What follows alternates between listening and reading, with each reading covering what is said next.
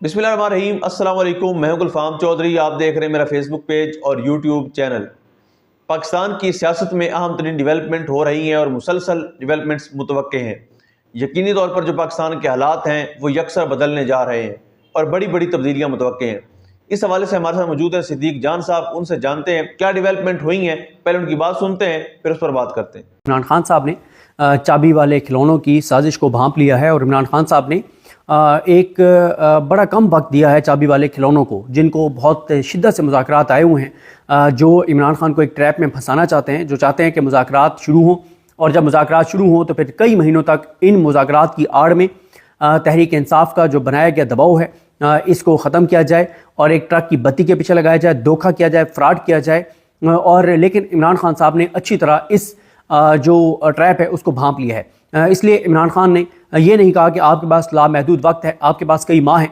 इमरान खान जो हैं वो सिविल नाफरमानी की तहरीक को अगर मौखर कर रहे हैं तो वो सिर्फ चंद दिन के लिए कर रहे हैं, वो लंबा टाइम देने को तैयार नहीं है। ये बात बहुत इंपॉर्टेंट है क्योंकि एक हुकूमत बहुत खुश थी और कुछ चाबी वाले खिलौने पीटीआई के अंदर वो भी बड़े खुश थे कि वो इमरान खान को इस ट्रैप में ले आएंगे, इस धोखे और इस फ्रॉड में ले आएंगे कि खान साहब बातचीत शुरू हो गई है, बड़ी ज़बरदस्त बातचीत हो रही है, हुकूमत बड़ी डरी हुई है, बड़ी घबराई हुई है, बड़ी बैकफुट पे है, ये हो गया है, वो हो गया है, खान साहब बिल्कुल चीज़ें ठीक जा रही हैं और आप बस घबराएं नहीं, आप हम पे छोड़ दें, हम ये कर लेंगे, हम वो कर लेंगे। और इसी में हम 1-1.5 महीना गुजार देंगे।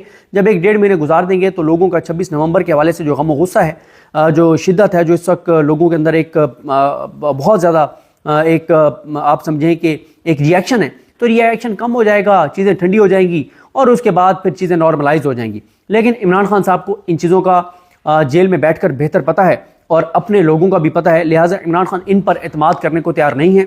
इमरान खान इसलिए इनको ज़्यादा वक्त देने के लिए तैयार नहीं है और इमरान खान साहब जो हैं उन्होंने सिर्फ चंद दिन के लिए मौखर करने का कहा है, क्योंकि पहले इमरान खान साहब ने कहा कि इतवार तक, यानी आज जुमेरात है तो कमिंग संडे तक। अब इमरान खान जो है वो ज़्यादा से ज़्यादा दिसंबर के एंड तक जाने को तैयार हैं, इससे आगे इमरान खान जाने को तैयार नहीं है।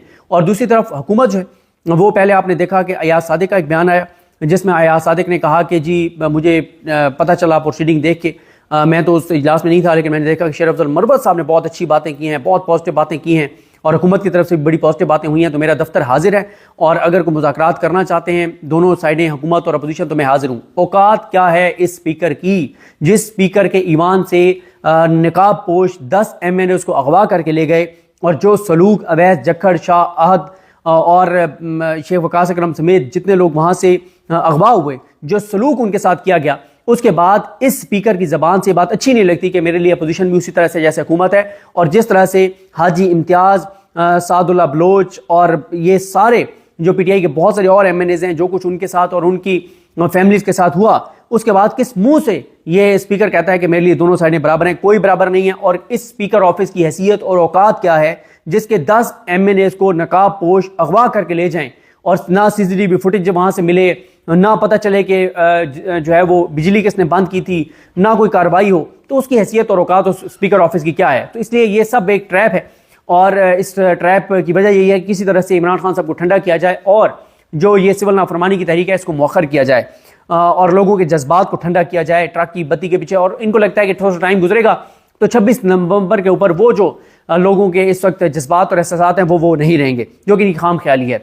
और इस दौरान ये चाहते हैं कि ये ऐसी एक तरफ ट्रक की बत्ती के पीछे पीटीआई को लगाएं और ये मजबूती के साथ अगला हमला पीटीआई के ऊपर करें, तो ये एक ट्रैप है। और दूसरी तरफ ये है कि मुज़ाकरात आप खेलते रहें, अगर अमेरिका से कोई दबाव ज़्यादा आ जाए तो इसमें से कुछ निकालें मुज़ाकरात में से, और अगर दबाव ज़्यादा बढ़ जाए तो फिर इमरान खान को यह कहकर छोड़ दिया जाए कि जनाब इसमें फैसल वाडा, मोहसिन नकवी, शेर अफजल मरवत साहब, अली अमीन गंडापुर साहब, इन लोगों का बड़ा किरदार है, अली मोहम्मद खान साहब का, इन लोगों का बड़ा किरदार है, इन्होंने बड़ा अच्छा काम किया है और हुकूमत ने भी बड़ा अच्छा किरदार अदा किया है, तो इसलिए हम जो है वो इमरान खान को छोड़ रहे हैं क्योंकि पॉलिटिकल पार्टीज़ के आपस में मुज़ाकरात कामयाब हो गए। हालांकि इस हुकूमत की औकात और हैसियत आपको भी पता है, मुझे भी पता है इनकी हैसियत और औकात क्या है।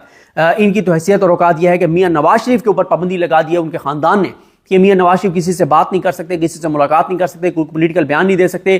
क्योंकि मैं असद चौधरी साहब के साथ इंटरव्यू में तफसील से बता चुका हूँ कि मियाँ साहब ये जो रंडी रोना रोते थे मुझे क्यों निकाला, तो फिर शहबाज शरीफ को बुला के उनकी वहाँ पे सरनिश की गई कहीं पे कि ये जो अपना तुम्हारा भाई रंडी रोना रोता रहता है कि मुझे क्यों निकाला, इसे कहो कि अपनी ज़बान बंद रखे। अगर तुम लोग ये कहते हो कि तुम्हें एस्टेब्लिशमेंट ने निकाला था तो अब तुम आए कैसे हो? तुम्हारा भाई हार गया था, तुम हार गए थे। नहीं, वैसे शहबाज शरीफ साहब को कहा गया था कि तुम तो जीत के आए थे, तुम एक सीट बाकी जीत के आए थे, बाकी तुम्हारी भतीजी हार गई थी, उसको फॉर्म 47 पे बना के MP, और मैर शराफत से वो हार गई थी, उसको MP बना के और वज़ीर आला बनाया। 17 सीटें थी तुम्हारे पास, तुम्हें वज़ीर आज़म बनाया। तुम्हारा भाई यास्मीन राशिद से हार गया था, उसे जितवाया। तुम्हारा भतीजा और तुम्हारा बेटा और नवाज शरीफ का भतीजा हमजा शहबाज हार गया था, उसे आली हमजा से हार गया था, उसको हमने बनाया। तो और क्या चाहते हो तुम लोग? आगे चलो, ऑन करो हुकूमत को। अगर हुकूमत को ऑन नहीं कर सकते तो खिलाफ बातें तो ना करो, और ये बंद करो ये जो तुम्हारे कुछ लोग आके और जबान खोलते हैं कि जी मियां नवाज शरीफ अगर होते तो ये हो जाता वो हो जाता। अब भी तो मियां नवाज शरीफ ऑन बोर्ड है हर चीज में, तो ये मियां नवाज शरीफ क्यों रंडी रोना रोता है? तो फिर मियां साहब की जबान, जिस जमात की हैसियत और औकात ये है कि उनका सरबराह मीडिया से अपने हामी एंकरों से नहीं मिल सकता, सहाफियों से नहीं मिल सकता, पॉलिटिशियन से नहीं मिल सकता, वो जमात मुज़ाकरात करेगी और उसका स्पीकर, मतलब एक फजूल सी बात है। तो ये सारा ड्रामा जो है वो रचाया जा रहा है, लेकिन इमरान खान इस ड्रामे में, इस ट्रैप में नहीं आ रहा। इमरान खान साहब के ट्विटर अकाउंट से जो बयान जारी हुआ है, जिस ट्विटर अकाउंट की इमरान खान की बड़ी तकलीफ है आजकल कि इमरान खान के ट्विटर अकाउंट पे सख्त बयान क्यों आते हैं। जाहिर है इमरान खान साहब का मैं क्लिप देख रहा था, अहमद बोबकर साहब ने ट्वीट किया हुआ था और ठीक कहा कि इमरान खान साहब ट्विटर से इसलिए बात करते हैं अपने हामियों से और अपने कारकुनान से क्योंकि उन्हें एतबार नहीं है कि जो पार्टी के लीडर्स हैं बाहर जाके वो बात करेंगे जो इमरान खान साहब की बात होती है। इमरान खान साहब ने कहा कि मैंने हुकूमत से 2 मुतालबात किए थे। नंबर 1, अंडर ट्रायल सियासी कैदियों की रिहाई। नंबर 2, 9 मई और 26 नवंबर के वाक़यात की शफाफ तहकीकात के लिए जुडिशल कमीशन का क़याम। ये दोनों मुतालबात जायज़ हैं और अगर हुकूमत इन पर इतवार के रोज़ तक कोई अमल दरामद नहीं करती तो सिविल नाफरमानी की तहरीक के पहले मरले तरसीलात ज़र रेमिटेंसेस के बाइकआउट का आगाज़ कर दिया जाएगा। हम इस सिलसिले में बैरून मुल्क मुकीम पाकिस्तानियों से अपील करेंगे कि पाकिस्तान के हालात आपके सामने हैं। मुल्क में जमहूरियत, अदलिया और मीडिया का गला घोंट दिया गया है। हर तरफ जबर और फसाइयत का दौर जारी है। लिहाजा तरसीलात ज़र के बाइकाट का आगाज़ करें। अच्छा, यहाँ पर अभी तक ये ट्वीट मौजूद है, नया ट्वीट नहीं आया। इसका मतलब यह है कि अभी तक ऑफिशियली अनाउंस नहीं हुआ PTI की तरफ से कि अगर इतवार तक कुछ नहीं होता तो फिर सोमवार से नहीं, हम नेक्स्ट मंडे से हम करेंगे। ऑफिशियली अनाउंस नहीं हुआ, लेकिन जराए से बताया जा रहा है कि इमरान खान कुछ दिन और देने को तैयार हैं, लेकिन मैंने आपको बताया कि लंबा टाइम देने को तैयार नहीं है। PTI के जो चाबी वाले खिलौने ना, जो उछलते और फुदकते फिर रहे हैं, जो चालाकियां करते फिर रहे हैं, जो पसे पर्दा हुकूमत से और इदारों से फायदे लेते फिर रहे हैं इमरान खान के नाम पे वोट लेकर, जो ये समझते हैं कि इमरान खान को ट्रैप ले आएंगे, धोखे में लेंगे, नहीं ये दे सकते। जिनको वोट इमरान खान के नाम पे मिला, जो काउंसलर नहीं बन सकते थे और आज MNA बन के और इमरान खान को धोखा देना चाहते हैं, इमरान खान धोखे में नहीं आएगा। जिस इमरान खान ने पूरे निजाम को जेल में बैठ के लिटा दिया है, बगैर पार्टी के स्ट्रक्चर के, बगैर A और B कैटेगरी की लीडरशिप के, सिर्फ अवाम और अपने कारकुनान के जोर पर और सोशल मीडिया के जोर पर, ओवरसीज पाकिस्तानियों के सपोर्ट से, वो इमरान खान इन चाबी वाले खिलौने से धोखा खा जाएगा। ये इमरान खान को धोखा देंगे, ये इमरान खान को ट्रक की बत्ती के पीछे लगाएंगे, नहीं लगा सकते। इमरान खान साहब आगे कहते हैं कि 26 नवंबर और 8 फरवरी को जिस तरह तहरीक इंसाफ के कारकुनान ने हिम्मत और जवामर्दी के साथ जबर का मुकाबला किया, उसकी दुनिया में कोई मिसाल नहीं मिलती।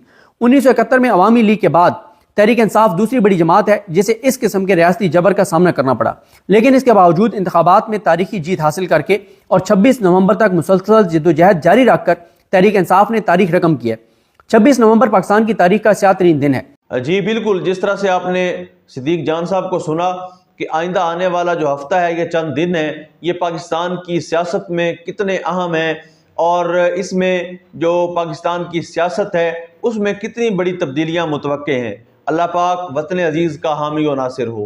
पाकिस्तान जिंदाबाद।